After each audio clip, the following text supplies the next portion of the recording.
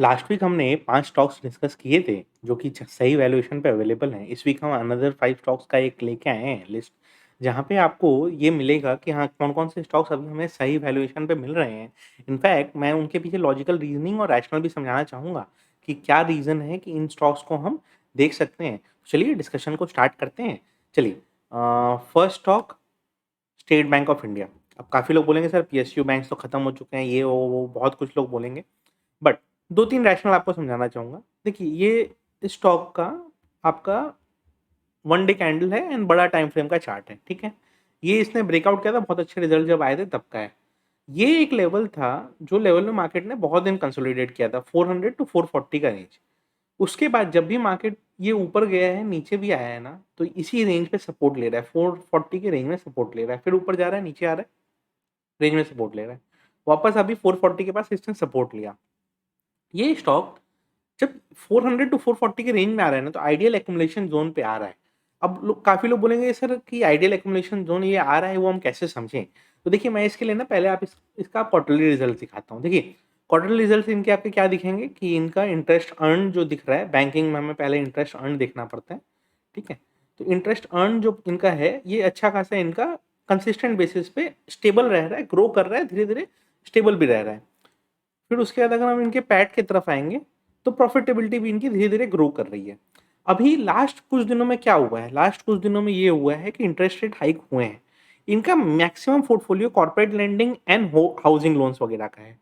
अब ये दोनों में जो भी इंटरेस्ट बर्डन होता है, पास ऑन होता है। एसबीआई से पर्सनल लोन लेना बहुत डिफिकल्ट है, लोग जानते हैं। हाँ, पर्सनल लोन का पोर्टफोलियो है इनका, टोटल वेटेज में 7-8% इनका पर्सनल लोन भी है, बट 93% ऐसे लोन्स हैं जिसका इंटरेस्ट ये पास ऑन करेंगे कंज्यूमर्स को।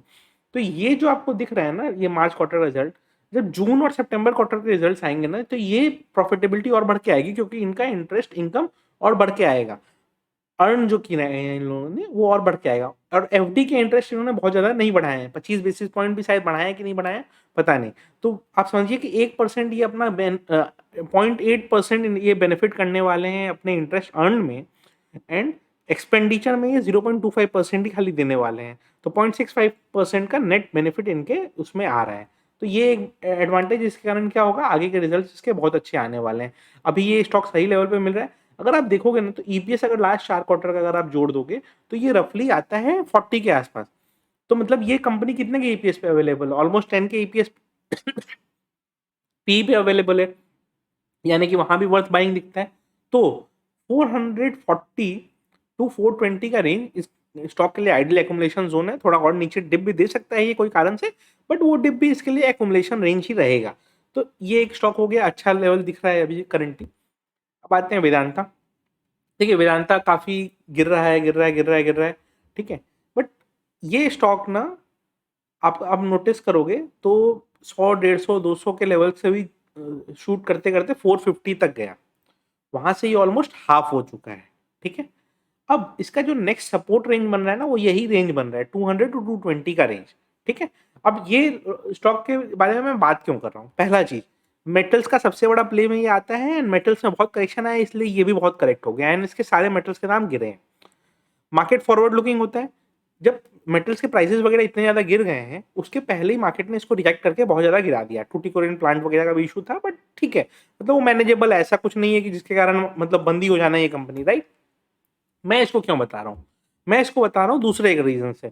ये स्टॉक रेगुलर बेसिस पे बड़े डिविडेंड देते रहता है, ठीक है? अगर ये 220 के रेंज में किसी को मिल रहा है ना, तो इसमें डिविडेंड यील्ड भी 7-8% का बैठ के आ रहा है। अगर 7-8% डिविडेंड यील्ड बैठ के आता है, तो वो खराब डिविडेंड यील्ड नहीं है। एडिशनली अगर आप इसका देखेंगे, अगर हमें समझना है इसको, तो ये आप समझिए कि इसके नेक्स्ट 1-2 क्वार्टर्स के रिजल्ट्स खराब हो सकते हैं। क्यों? क्योंकि इनका जो सेल्स वगैरह है ना, बहुत ज़्यादा इनका इम्प्रूव नहीं कर रहा है।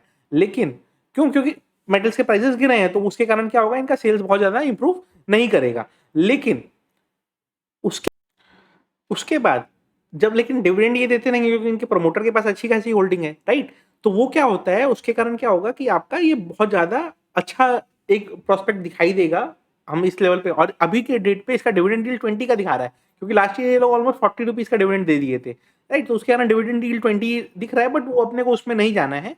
अपने को ये देखना है कि भाई एक्चुअल डिविडेंड यील्ड ये लोग क्या देंगे। तो मान लीजिए अगर 15 से 16 रुपए भी डिविडेंड आता है ना, और जो कि इसके लिए नॉर्मल है, ये हर साल इतना देते ही हैं, तो उस हिसाब से ये 7 to 8% का डिविडेंड यील्ड बन के आएगा। डिविडेंड यील्ड अगर 7 to 8% बन के आता है, अच्छा डिविडेंड यील्ड माना जाएगा। अच्छा, अगर अभी तक देखेंगे तो इनके सेल्स वगैरह इंप्रूव कर रहे हैं। अगर ये सिमिलर सेल्स लेवल को भी मेंटेन कर पाते हैं ना, प्रॉफिटेबिलिटी तो बढ़ रही है, बट अगर ये सिमिलर सेल्स लेवल भी मेंटेन कर पाए तो इनका जो ईपीएस है ना और बढ़ते जाएगा। एंड उसके कारण क्या होगा कि धीरे धीरे धीरे धीरे वापस से ये स्टॉक्स री रेटिंग की तरफ बढ़ेगा। एंड आपको ये जो 220 का लेवल दिखाई दे रहा है, इसमें तो आपको बाउंस दिखेगा ही दिखेगा, आपको एडिशनल बेनिफिट इसमें मिलेगा डिविडेंड यील्ड का। तो कंपाउंडिंग इफेक्ट अगर दोनों चीज का आप लगाएंगे तो अच्छा रिटर्न बन के आता है। इसलिए मेरे को लगता है कि ये सही वैल्यूएशन पे अभी अवेलेबल है। नेक्स्ट स्टॉक आते हैं एल&टी। देखिए एल&टी की अगर हम बात करें तो इसने 2000 के आसपास अपना टॉप बनाया, ठीक है, वहां से ही गिर रहा है। बट अगर हम टेक्निकल्स के हिसाब से जाएं तो ये रेंज पैंडेमिक के पहले इसने एक लगाया था, फिर पैंडेमिक के समय ब्रेकडाउन मिला, फिर उसके बाद वापस इस लेवल के पास आके इसने काफी दिन हर्डल लिया, इस लेवल को फिर ब्रेकआउट किया। ये 1500 का रेंज टेक्निकली बेसिकली।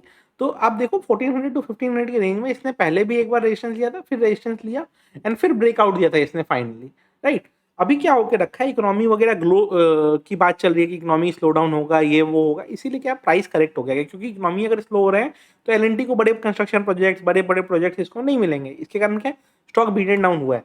बट जब भी ये स्टॉक 1300 टू 1400 के रेंज में आएगा तो वो आइडियल एकुमुलेशन जोन होगा इस स्टॉक के लिए। क्यों?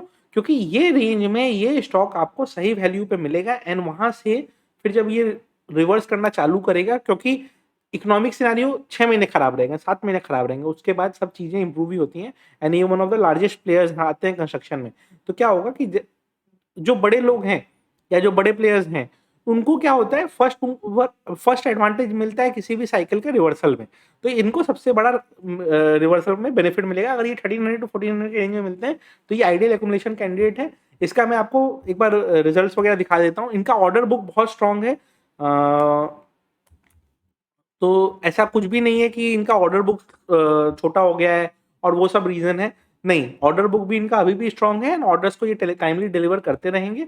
बस डिफरेंस ये रह गया कि प्राइस रिड्यूस हो गया और वो ऑलमोस्ट हर स्टॉक का हुआ है, तो उसमें कोई घबराने की बात नहीं है, ठीक है। अब इसका हम एक बार रिजल्ट आपको दिखा दूं तो देखिए रिजल्ट्स भी इसके आपको एकदम स्ट्रांग दिखेंगे और क्वार्टर क्वार्टर हमेशा बढ़ते हैं। अच्छा, मार्च में हमेशा इनका रिजल्ट थोड़ा सा बेटर आता है कंपेयर टू जून, क्योंकि ईयर एंड में ये बहुत सारे प्रोजेक्ट्स डिलीवर करते हैं। तो मार्च हमेशा इनका अच्छा क्वार्टर रहता है। उस क्वार्टर का बेनिफिट लेके देखिए मार्च के जस्ट पहले बेनिफिट लेके लोग स्टॉक में डिप देना चालू कर दिए, उसके बाद फिर से अभी ये रिट्रेस कर रहा है। बट अभी 1500 पे 1300 टू 1400 का रेंज का वेट करना है, वो लेवल पे सही बैठेगा। एंड अगर ईयरली ईपीएस के देखेंगे तो 50 रुपए के आसपास का ईपीएस आ रहा है इसका, तो ये 30 के पीई पे अवेलेबल है, बहुत ज्यादा हाई पीई हम इसको नहीं कहेंगे। नेक्स्ट स्टॉक जील। अब देखिए काफी लोग 300 350 पे लेने में इसमें इंटरेस्टेड थे। अभी मैं 220 की बात करूंगा तो कुछ लोगों को इंटरेस्ट नहीं आएगा, लेकिन मैक्सिमम लोग को ये पता होगा कि मैंने सितंबर के पास इसको 170 के आसपास में एक्यूमुलेट करवाया था एंड वहां से ये देखिए 350 तक शूट करा था। 350 में हमने एग्जिट कर लिया था। ये मैंने क्लियरली बोला था कि मैं 300 350 के रेंज में सारा ही एग्जिट कर रहा हूँ और हमने कर लिया था। काफी व्यूअर्स ने इसका फायदा भी उठाया था। अब वापस ये 200 220 के रेंज में मिल रहा है। बट मैं इस स्टॉक की बात कर क्यों रहा हूँ, देखिए अभी आप लोगों को आइडिया होगा कि जो आईपीएल के मैचेस के राइट्स बिके थे उसमें इन्होंने ही बिडिंग करके जीता है उसको। उसका इफेक्ट अभी नहीं दिखेगा but over a period of time next 6 month to 1 year इसमें ये बेनिफिट दिखेगा एंड वो बेनिफिट अपने को फायदा उठाना है। तो आइडियल एकुमुलेशन रेंज इसमें 200 टू 220 का रेंज बनता है एंड वो बेनिफिट हम अगर उठाएंगे तो एक साल पॉइंट ऑफ व्यू से हमारा रिटर्न थोड़ा सा बेटर बन के आ सकता है। अगर हम इसके रिजल्ट्स वगैरह की बात कर ले तो रिजल्ट्स में ऐसा कोई इसमें इशू नहीं दिखाई देता है। तो रिजल्ट्स भी इसके ठीक ठाक चल रहे हैं। 2200 करोड़ का रेवेन्यू चल रहा है इसका, तो ठीक ही रेवेन्यू है, कोई खराब नहीं है। हाँ, ऑल्दो पैंडेमिक वाले लेवल्स पे हम नहीं पहुंचेंगे, क्यों? क्योंकि पैंडेमिक के समय इनका Z5 का सब्सक्रिप्शन वगैरह वो सब का बेनिफिट इनको हुआ था। बट ओवरऑल अभी देखेंगे तो अब रेवेन्यू एकदम कंसिस्टेंटली ठीक ही ग्रो कर रहा है एंड अगर हम देखें तो ईपीएस भी इनका ठीक ठाक ग्रो कर रहा है। लास्ट क्वार्टर में थोड़ा सा डिप लिया है, उसी कारण क्या मार्केट में पिटाई भी हुई है, बट वो धीरे धीरे इंप्रूव कर जाएगा। तो जैसे जैसे इंप्रूव करेगा, प्लस जैसा मैंने बताया आपको कि बहुत बड़ा प्ले आने वाला है आपका आईपीएल का, तो उसके कारण क्या होगा कि इसमें एक री रेटिंग दिखेगी स्टॉक में। टाटा स्टील, अब मेरे से ना इतना क्वेश्चन इसके लिए पूछा गया 1200 में सर ले लें, 1100 में पूछा ले लें, 1000 में पूछा गया ले लें, मैं हमेशा मना करते रहा, ठीक है। 700 750 का जो रेंज है ना, इस रेंज के ऊपर इसने बड़ा ब्रेकआउट दिया था। अभी ये 800 टू 850 के रेंज में मिल रहा है। 800 टू 850 इसका रेंज आइडियल एक्यूमुलेशन रेंज है। 2 रीजन है इसके। पहला चीज, प्राइसिंग के कारण, मतलब मेटल्स वगैरह के प्राइसिंग के कारण जितना डिप दिया था मार्केट ने दे दिया। 800 टू 850 के रेंज में कोई एक्यूमुलेट करे, उसका साल भर का अगर पेशेंस है, तो होगा क्या कि ये स्टॉक जब यहाँ से रिवर्सल देना चालू करेगा तो 15-20% तो रिवर्सल कुछ नहीं, हम डबल की बात करेंगे सीधा। क्यों? क्योंकि मेटल साइक्लिकल इंडस्ट्री है, जैसे इकोनॉमी रिवाइव करेगी वापस से ये स्टॉक चलना चालू हो जाएंगे। तो इकोनॉमी रिवाइवल जैसे ही आना चालू होगा, ये स्टॉक आपके अपसाइड मूवमेंट देना चालू करेंगे। रिजल्ट्स वगैरह से खराब हो रहा है क्या? देखिए नेक्स्ट 1-2 क्वार्टर इसमें पेन रह सकता है, because stock price sorry metals के प्राइसेस गिरे हैं, स्टील के प्राइसेस थोड़े बहुत गिरे हैं। उसके कारण क्या होगा, नेक्स्ट 1-2 क्वार्टर इसमें पेन आपको देखने को मिल सकता है, बट उसके बाद चीजें कैसी होंगी, इंप्रूव होने लगेंगी, और उसके बाद सब रिसेशन वगैरह जितना कहानी है सब खत्म हो जाएगा।